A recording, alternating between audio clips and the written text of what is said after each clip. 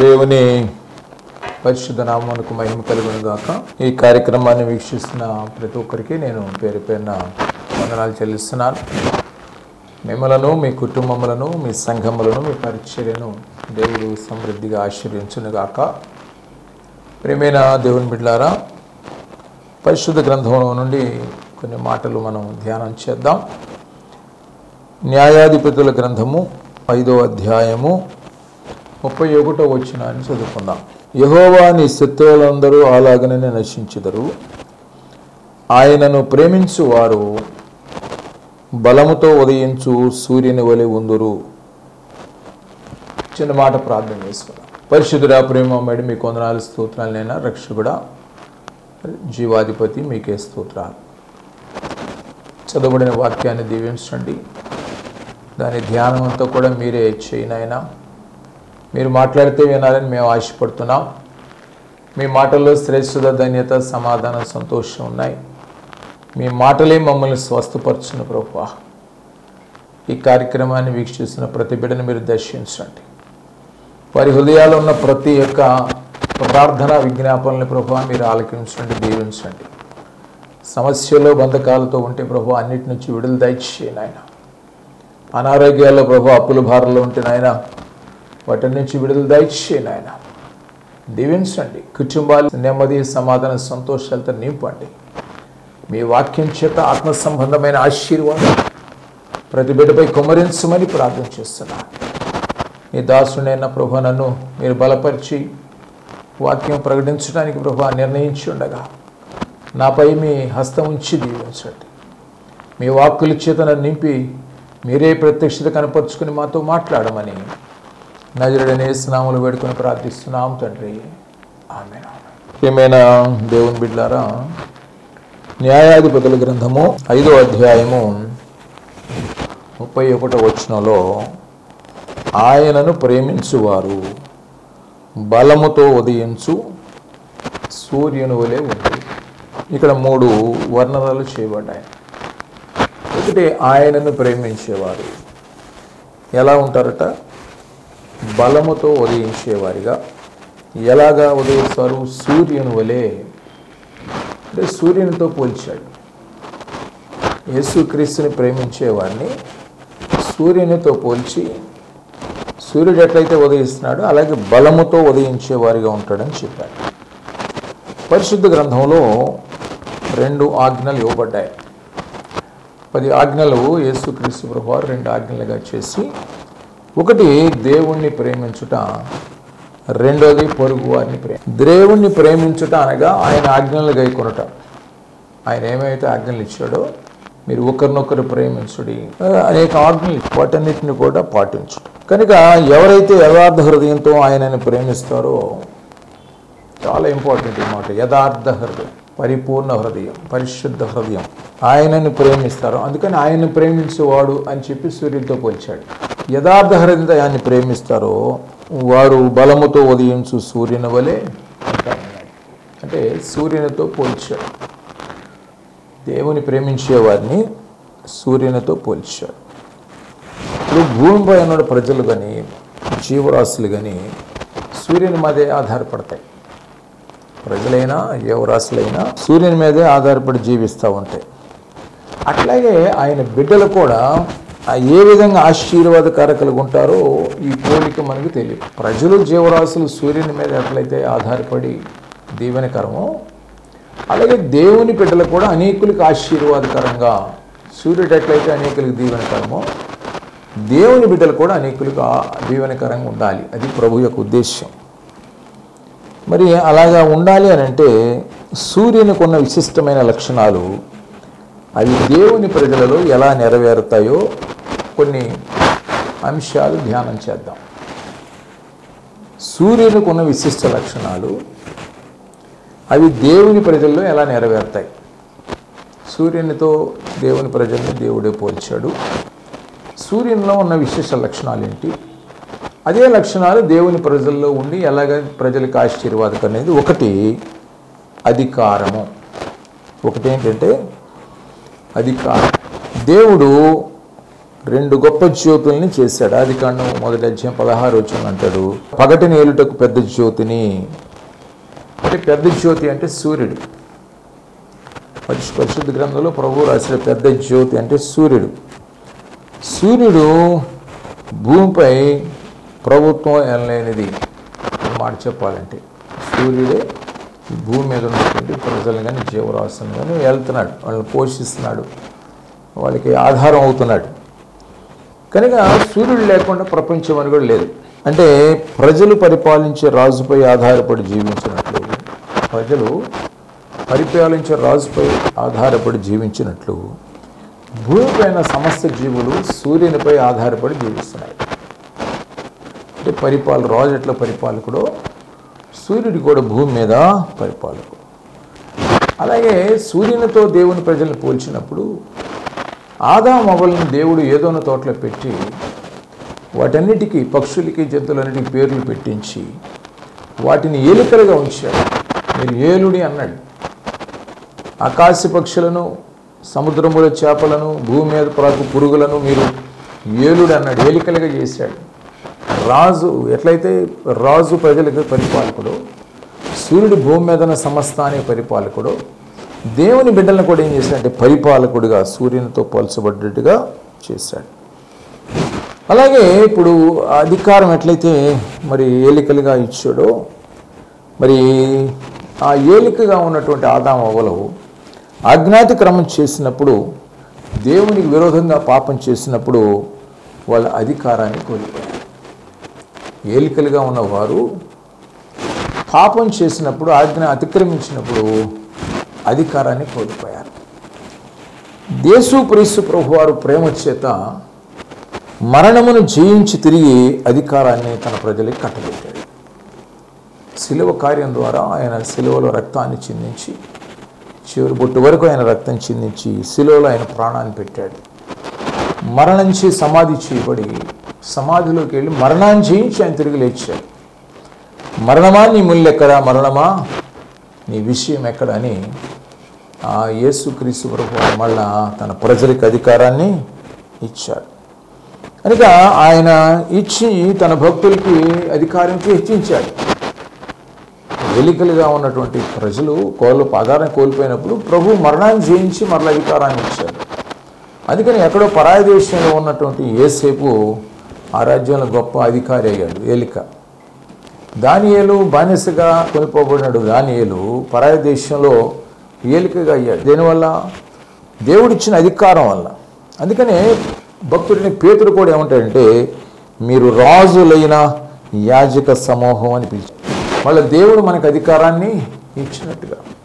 కనుక అధికారం సూర్యునికి భూమి మీద ఎలా అయితే అధికారం ఉందో అలాగే దేవుని ప్రజలకు కూడా అధికారం ఇవ్వబడింది. ఎలాగంటే యేసుక్రీస్తు శిలువ కార్యం ద్వారా మరణాన్ని జయించి మరలా మనకు అధికారాన్ని ఇచ్చాడు. ఆ సూర్యుడికి ఉన్నటువంటి అధికారం మనకు కూడా ఇవ్వడు. కనుక నీతి సూర్యుడైన యేసుక్రీస్తు ప్రభువారు నీతి సూర్యుడు. మీరు భౌతికంగా భూగోళికంగా చూసినప్పుడు సూర్యుడు, అలాగే మనకి నీతి సూర్యుడు ఎవరంటే యేసుక్రీస్తు ప్రభువారు. మనం ఉపదేశాలనే అధికారం పొందుకోవాలి. ఇంకా బాప్తిసం పొందని బిడ్డలారా, దేవుని అంగీకరించినటువంటి బిడ్డలారా, మీరు కూడా అధికారం పొందుకోవాలని ప్రభు కోరుకుంటూ యేసుక్రీస్తుని మీరు రక్షకునిగా అంగీకరించగలిగితే మళ్ళీ మీరు అధికారాన్ని పొందుకుంటారు. అధికారం ఇవ్వబడుద్ది, ఏలికలు చేయబడతారు. మనల్ని ఏంటంటే దేవుని ప్రేమించువారు మరి బలముగా ఉదయించు సూర్యుని వలె ఉందరన్నాడు. సూర్యునితో మనల్ని పోల్చాడు. ఎప్పుడు నువ్వు ప్రేమిస్తేనే, ఆజ్ఞల ప్రకారం జీవిస్తేనే, రక్షణ అనుభవంలో ఉంటేనే, బాప్తిస్మ అనుభవంలో ఆత్మ పొందుకుంటేనే నీకు అధికారం వస్తుంది. కనుక మీరు సూర్యుని వలె ఉందరంటే నువ్వు కూడా సూర్యుని వలె ఏలిగ్గా ఉంటావు, ఏరేవాడిగా ఉంటావు, పరిపాలించేవాడిగా ఉంటావు. మీరు అధికారం పొందుకోవాలి. ఎక్కడ పొందుకోవాలి? యేసు నామంలో పొందుకోవాలి, యేసు రక్తంలో పొందుకోవాలి, దేవుని వాక్యంలో పొందుకోవాలి, పరిశుద్ధాత్మలో అధికారం. ఈ అధికారం పొందుకున్నప్పుడు మీరేం చేస్తారు? ఇతరులకు మేలుగా ఉంటారు. సూర్యుడైతే ఎట్లా మేలో అధికారం పొందుకుంటే మేలుగా ఉంటారు. రెండవది, సూర్యునిలో ప్రత్యేకత ఉంది. సూర్యునిలో ప్రత్యేకత ఉంది. ఏంటంటే అంతరిక్షంలో ఎన్నో గ్రహాల నక్షత్రాలు ఉన్నాయి, కానీ సూర్యునికి ఉన్న ప్రత్యేకత వేరు, ఒక ప్రత్యేకమైనటువంటి గోళ. ఈ లోకంలో దేవుళ్ళు దేవతలు అనేకులు ఉన్నప్పటికీ యేసుక్రీస్తు మాత్రమే ప్రత్యేకింపబడిన వాడు. ఆయనలో ప్రత్యేకత ఉంది. ఆయన స్త్రీ సంతానం, ప్రత్యేకించబడిన వాడు. అందుకని ఆదికాండంలో ప్రభు అంటాడు, నీ సంతానం అనుకున్న స్త్రీ సంతానం అనుకున్న వైరము. ఆయన ప్రత్యేకించబడిన వాడు. అందులో మరీ అడుగుద్ది, అయ్యా నాకు గర్భం ఎట్లా వస్తుంది అయ్యా పురుషుని కదా అన్నట్టే దూత మాట్లాడతాడు, పరిశుద్ధాత్మ నిన్ను కమ్ముకొని పుట్టబో శిశువు పరిశుద్ధుడై ప్రత్యేకించబడ్డవాడు. ఆయన ప్రత్యేకత ఉంది. సూర్యుడు గ్రహాల నక్షత్రాలు ఎట్లా ప్రత్యేకించబడ్డవాడు, యేసుక్రీస్తు వారి యొక్క పుట్టుకు కూడా ప్రత్యేకించబడింది. ప్రత్యేకించి గొప్ప దేవుడిగా కీర్తించబడుతున్నాడు. ఆయన పరిశుద్ధుడైన దేవుడు, సర్వశక్తిమంతుడు దేవుడు. అందుకే హెబ్రీయులకు రాసిన పత్రిక 7:26 రాయబడి ఉంది ప్రభువుని గురించి, పవిత్రుడును నిర్దోషియు నిష్కల్మషుడును పాపులలో చేరక ప్రత్యేకముగా ఉన్నవాడు. ప్రభు గురించి రాయబడ్డ మాటలేవి. ఆయనలో ప్రత్యేకత ఉంది. సూర్యుడేలా ప్రత్యేకం, యేసుక్రీస్తు కూడా ప్రత్యేకించబడినటువంటి వాడు. అందుకే ప్రభువు సెలవిస్తున్నాడు, ఏమంటున్నాడు మనల్ని కొరింథీ సంఘానికి రాసిన 2వ పత్రిక 6వ అధ్యాయం 18వ వచనం అంటాడు, కావున మీరు వారి మధ్య నుండి బయలు వెళ్ళి ప్రత్యేకంగా నుండి అన్యుల మధ్య, అలాగే విగ్రహారాధకుల మధ్య, లోకస్తుల మధ్య మీరు కూడా ప్రత్యేకంగా, యేసుక్రీస్తు ప్రత్యేకించబడిన వాడు. ఆయన బిడ్డలుగా ఆయన రక్తంలో కడగబడి మీరు కూడా ఏం చేయాలంటే మీరు కూడా ప్రత్యేకంగా ఉండు అంటున్నాడు. ప్రత్యేకంగా ఉండండి. మేమే కూడా ఏ విషయాల్లో మనం ప్రత్యేకంగా ఉండాలి? సూర్యునితో పోల్చాము దేవుడు మనల్ని, కరెక్టే. ఏ విధంలో మనం ప్రత్యేకంగా ఉండాలంటే తిమోతికి పౌలు గారు రాస్తూ 4వ అధ్యాయం 12వ వచనంలో అంటాడు, యవనమును బట్టి ఎవడను నిన్ను తృణీకరింపనీయకుమో, కానీ ఎట్లా ప్రత్యేకంగా ఉండాలంటే తిమోతి మాటలోను ప్రవర్తనలోను ప్రేమలోను విశ్వాసములోను పవిత్రతలోను విశ్వాసులకు మాదిరిగా ఉండుము. ప్రత్యేకత అది. నేను మాట్లాడితే లోకస్తులు మాట్లాడే మాటకు నీ మాటకు తేడా ఉండాలి. నీ ప్రవర్తన కూడా, నీ చూపు కానీ మాట కానీ నడక కానీ పడక కానీ ఎవ్రీథింగ్ ప్రవర్తన, ప్రేమ కూడా నిష్కల్మషమైన ప్రేమ అయి ఉండాలి, కపటమైన ప్రేమ కాదు. విశ్వాసంలో కూడా దృఢమైన బలమైన పరిపూర్ణ విశ్వాసం, పవిత్రత, అది చాలా ఇంపార్టెంట్.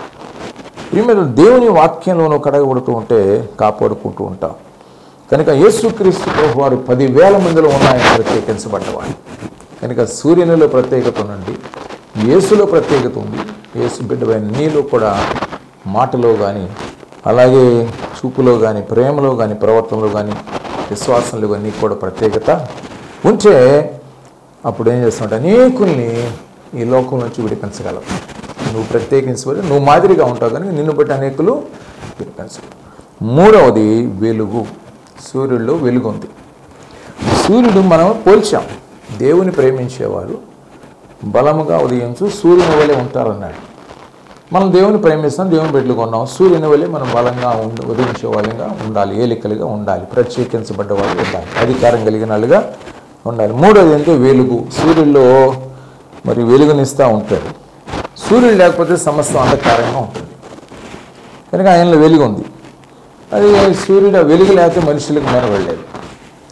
మరి అలాగే యేసుక్రీస్తు కూడా ఈ లోకానికి వెలుగు.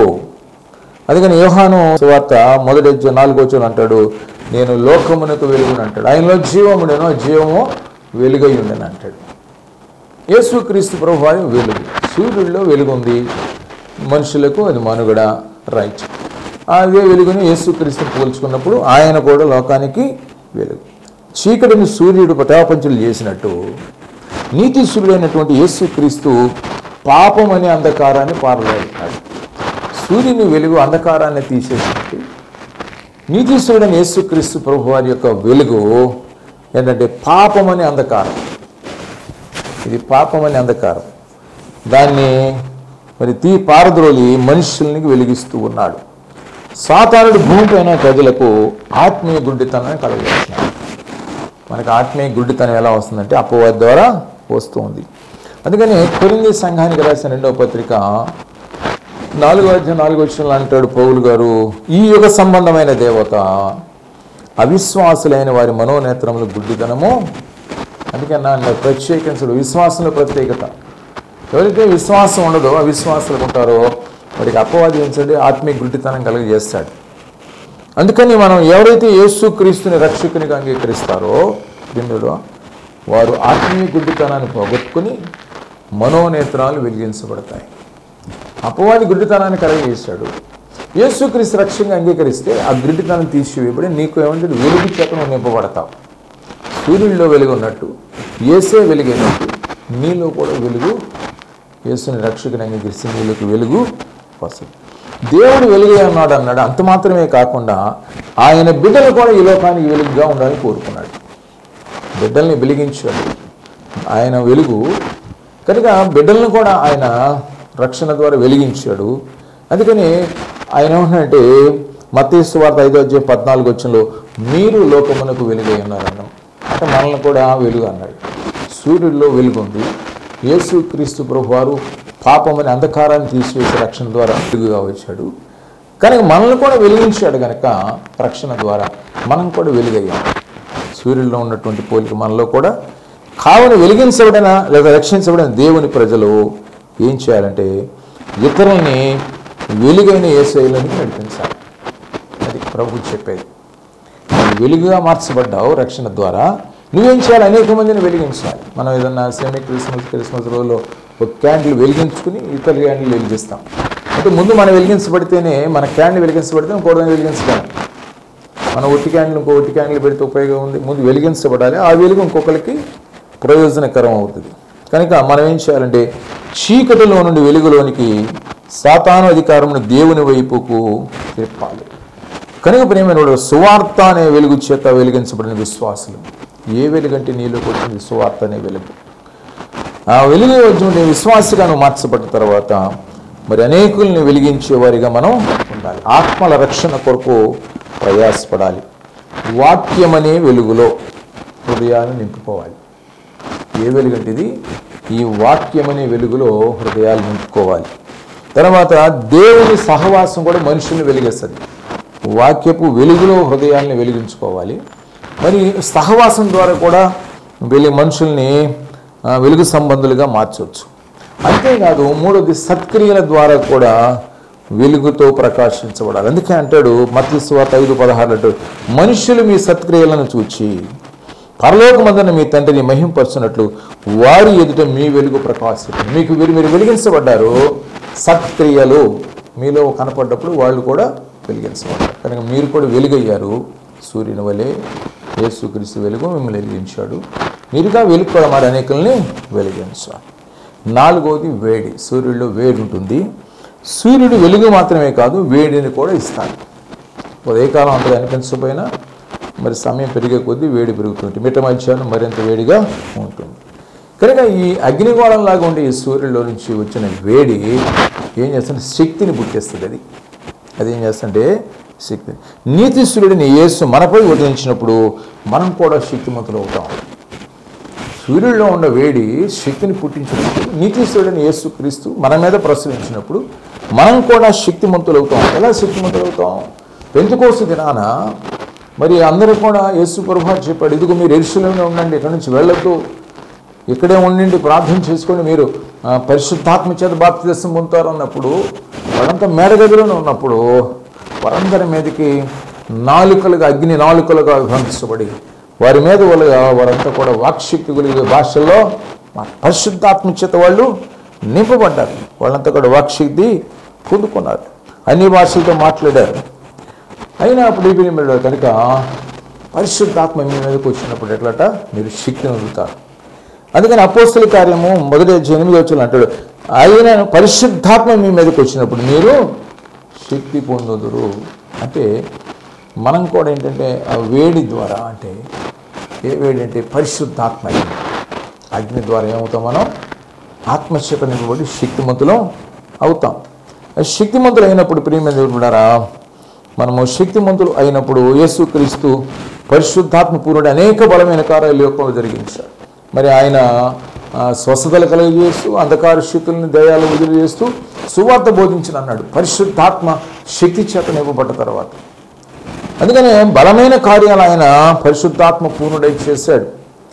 కనుక అనేకమైన స్వస్థతలు, అద్భుతాలు, సూచక్రియలు, దయ్యాలు వెలగొట్టడం, సృష్టిపై అధికారం చూపించాడు, సముద్రంపై నడిచాడు, అనేక అద్భుతాలు చేశాడు. కనుక దేవుని బిడ్డలుగా జీవిస్తున్న మనం పరిశుద్ధాత్మ అగ్ని అభిషేకం నింపబడ్డప్పుడు, పరిశుద్ధాత్మ అగ్ని అభిషేకం మనం నింపబడ్డప్పుడు ఏమవుతుందంటే మన ద్వారా కూడా కార్యాలు జరుగుతాయి. కనుక జీవించినంతకాలం దేవుని కొరకు రగిలే అగ్ని స్తంభాలుగా ఉండగలం. వేడి అని మాట్లాడినప్పుడు సూర్యుడిలో వేడి ఉంది. యేసుక్రీస్తు ప్రభువారు మన మీద ఆయన శక్తి చేత నింపబడ్డప్పుడు మనం కూడా పరిశుద్ధ అగ్ని చేత కాల్చబడతాం. వేడి మనలో కూడా పరిశుద్ధ అగ్ని ద్వారా వస్తుంది. కనుక దేవుని వాక్యం ఏం చేస్తుంటే మన హృదయాన్ని మండేస్తుంది. అందుకని 23:29 నా మాట అగ్ని వంటిది కాదా అంటాడు. దేవుని వాక్యం మనలో మండిస్తుందండి. ఆ అగ్ని మండినప్పుడు ప్రేమికుల ప్రార్థనా జీవితం మన హృదయాల్లో మండుతుంది. కనుక బలిపీఠంపై అగ్ని నిత్యం మండుచున్నది, ఆరిపోకూడదు అంటాడు. దేవుని వాక్యం చేత ప్రార్థన అనుభవం ద్వారా నిత్యము మనలో అగ్ని మండుతుంది.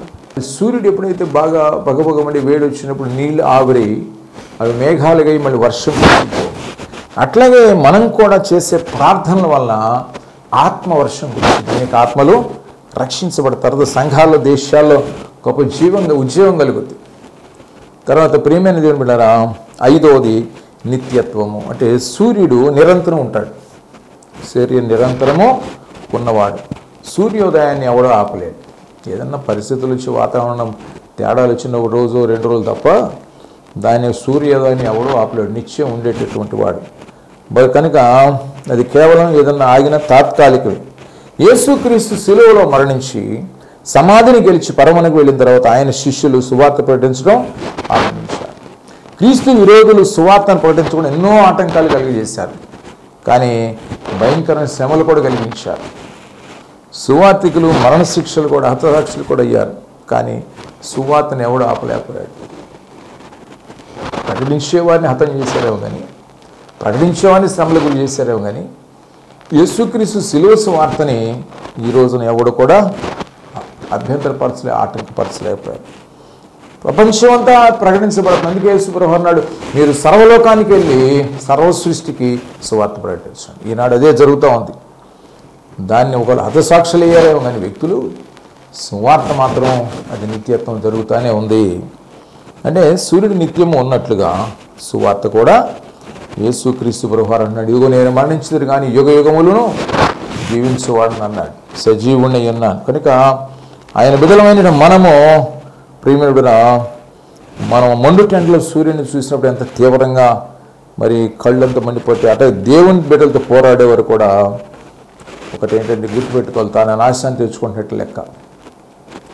సూర్యుని మండు టెండలో మిట్ట మధ్యాహ్నం మనం చూసినప్పుడు కళ్ళు ఎట్లా మంట పట్టిపోతే మనకి యేసుక్రీస్తు అనేటువంటి యేసుక్రీస్తు ప్రభువుని, ఆయన బిడ్డలైనటువంటి వారిని అగ్గిలాగా మండేటటువంటి వారి జోలికి ఎవరు వచ్చినా ఇదిగో ఇలా ఎట్లయితే మండిపోయే పరిస్థితి ఉందో అట్లాగే వాళ్ళకి కష్టాలు, నష్టాలు. కనుక మొర్దెకైని నాశనం చేయాలని హామాను అనుకున్నాడు, అని అతనే నాశనం. 6వదిగా నమ్మకత్వం. ప్రియమైన దేవుని బిడ్డలారా, సూర్యుడు ఎంత నమ్మకస్తుడు అంటే ఈ ప్రపంచానికి వెలుగునిచ్చుటకు దేవునిచ్చే నియమింపబడినవాడు. నిత్యము ఆయన వెలిగిస్తూనే ఉంటాడు. ఆయన పుట్టింది మన దేవుడు చేసింది మొదలుకొని సూర్యుడు ఆయన పని ఎప్పుడు ఆపలేదు, నిత్యం చేస్తూనే ఉంటాడు. ఆయన పని ఎప్పుడూ ఆపలేదు. కనుక ప్రతి ఉదయాన తూర్పు దిక్కున ఉదయిస్తున్నాడు, సాయంత్రం పడమటి దిక్కున అస్తమిస్తున్నాడు. అలాగే యేసుక్రీస్తు ప్రభువారు కూడా తన తండ్రికి అప్పగించిన పనిని నమ్మకంగా నెరవేర్చి తన తండ్రి చిత్తాన్ని నెరవేర్చాడు. అందుకని అంటాడు, తండ్రి నీవు నాకు అప్పగించిన పని సంపూర్తి చేశానంటాడు. యోహాను సువార్త 17:4 నీవు నాకు అప్పగించిన పని నేను సంపూర్తి, ఫినిష్డ్, సమాప్తమైనది. 6వ మాటలో మాడతాడు, సమాప్తమైనది. అంటే అట్లాగా నమ్మకంగా పనిచేస్తాడు.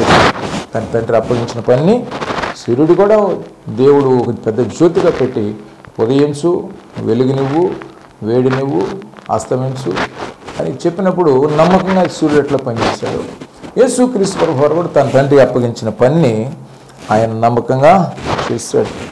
అట్లాగే తన భక్తులు కూడా నమ్మకంగా పనిచేసిన వాళ్ళు అనేక మంది.